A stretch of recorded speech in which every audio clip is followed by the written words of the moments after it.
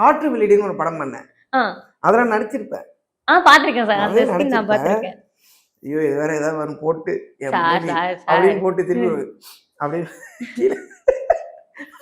அப்படிதான் ஒரு வீடியோ பார்த்தேன். இப்போ நல்லா பேசினேன் இருந்தேன், ஒய்ஃபை பத்தி பேசினேன்.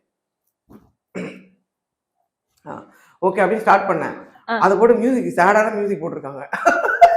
என் மனைவி பத்தி பேசணும்னு இவரு ஏன் இந்த இடத்துல சேடா இருந்தீங்க அப்படின்னு அதோட கட்டுடாங்க. அவ்வளவுதான் இருக்கு ஷார்ட்ஸ்ல. அதுக்கு சொல்லுவாரு என்ன சொல்லிட்டு காற்று வெளியிடை சார். என்ன உன்னோட அவரு இன்ட்ரெஸ்டிங்கா இருக்கு.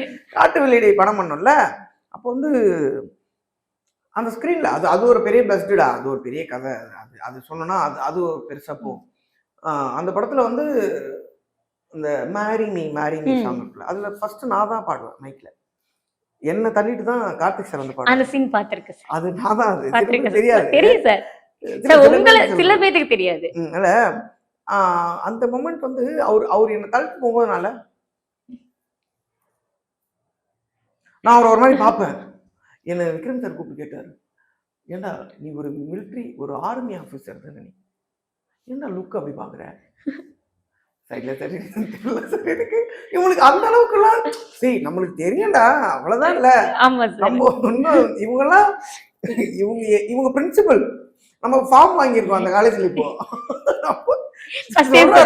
சொல்றாரு சார், ஆமா சார் சார் தெரியல சார், இல்லடா அது மாத்திக்கோ கொஞ்சம், சரி பண்ணு நல்லா பண்ண, but what is your character you analyse பண்ணி அதை பண்ணுங்க.